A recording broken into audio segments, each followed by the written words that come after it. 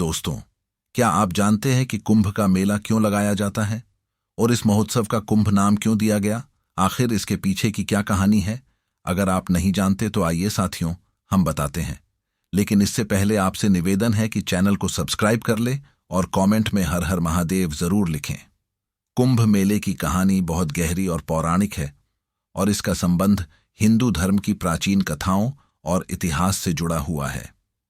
इस मेले के महत्व को समझने के लिए हमें इसकी पौराणिक कथा से आरंभ करना होगा, जो अमृत मंथन और मधु कुंभ से जुड़ी हुई है।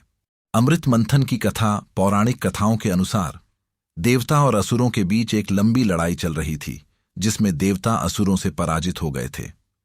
भगवान विष्णु ने दोनों पक्षों को शांति और सहयोग का मार्ग दिखाने के लिए समुद्र मंथन करने का सुझाव दिया। समुद्र मंथन से अमृत प्राप्त करने के लिए देवताओं और असुरों ने मिलकर इसे मंथन किया। यह मंथन इतना गहरा था कि इससे न केवल अमृत प्राप्त हुआ, बल्कि कई रत्न, राक्षस और विष भी उत्पन्न हुए। इस मंथन के दौरान अमृत कलश घड़ा में अमृत भरा गया था, जिससे देवता और असुरों दोनों को अमृता का वरदान मिल सकता था। भगवान विष्णु ने इस अमृत कलश को देवताओं के पक्ष में सुरक्षित रखने के लिए भगवान ब्रह्मा और शिव को भेजा, लेकिन असुरों ने छल से अमृत को छीनने का प्रयास किया और इस दौरान अमृत के कुछ बूंदें पृथ्वी पर गिर गईं। ये बूंदें 4 स्थानों प्रयाग, इलाहाबाद, हरिद्वार, उज्जैन और नासिक पर गिरीं और इन स्थानों को पवित्र माना गया। कुंभ मेला और इसके स्थान। कुंभ मेला का आयोजन उन 4 पवित्र स्थानों पर किया जाता है जहां अमृत की बूंदें गिरी थीं।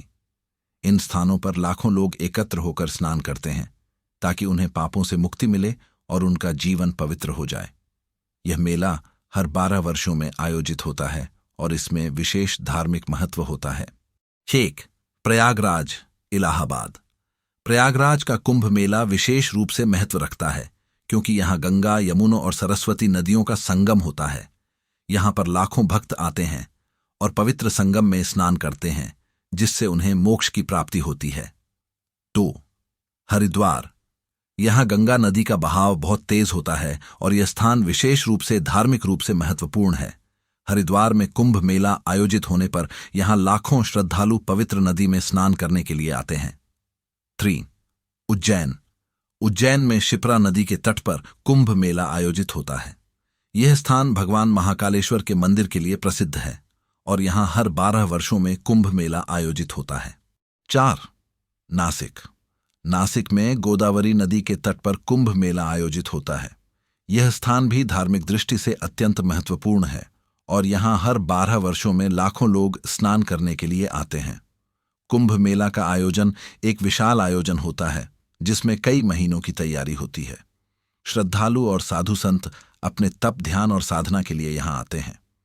मेले के दौरान विभिन्न धार्मिक गतिविधियां होती हैं, जैसे कि पूजा, हवन, प्रवचन, भजन और कीर्तन। विशेषतः शाही स्नान का महत्व है, जिसमें प्रमुख संत, महात्मा और श्रद्धालु पहले स्नान करते हैं। यह स्नान विशेष रूप से महत्व रखता है और यह मेला बहुत ही धूमधाम से मनाया जाता है। कुंभ मेला के दौरान पूरे क्षेत्र में अस्थायी कैंप्स लगाए जाते हैं, जहां साधु संतों के अखाड़े रहते हैं। ये अखाड़े भारतीय धार्मिक जीवन का अभिन्न हिस्सा है और उनके प्रतिनिधि मेला में भाग लेते हैं। इन अखाड़ों का इतिहास बहुत पुराना है और इनमें भारत के विभिन्न हिस्सों से आए साधु संतों की टोली रहती है। हिंदू धर्म के अनुसार कुंभ मेला एक धार्मिक कार्य है, लेकिन इसे वैज्ञानिक दृष्टि से भी देखा जाता है। अनेक विद्वान मानते हैं कि कुंभ मेला में ग्रहों की विशेष स्थिति के कारण पृथ्वी पर सकारात्मक ऊर्जा का संचार होता है। इन 4 स्थानों पर ग्रहों की स्थिति कुछ विशेष होती है जो मानव शरीर के लिए लाभकारी मानी जाती है। इसके अलावा पानी के गुण और इसके शुद्ध होने की प्रक्रिया भी महत्वपूर्ण मानी जाती है, जो कि शरीर और मानसिक शांति के लिए लाभकारी है। कुंभ मेला का आयोजन न केवल धार्मिक दृष्टिकोण से महत्वपूर्ण है, बल्कि यह भारतीय संस्कृति और एकता का भी प्रतीक है। इसमें लोग हर धर्म, जाति, समुदाय और देश से आते हैं और एक साथ मिलकर धार्मिक गतिविधियों में भाग लेते हैं। यह एक सामाजिक समागम भी है, जहां लोग अपनी आस्थाओं और विश्वासों को साझा करते हैं।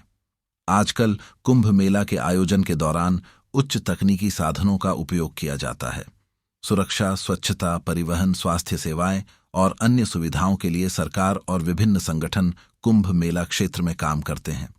मेले के दौरान लाखों लोग एकत्र होते हैं और सरकार को इन भीड़भाड़ और प्रशासनिक व्यवस्थाओं का कुशलतापूर्वक संचालन करना पड़ता है।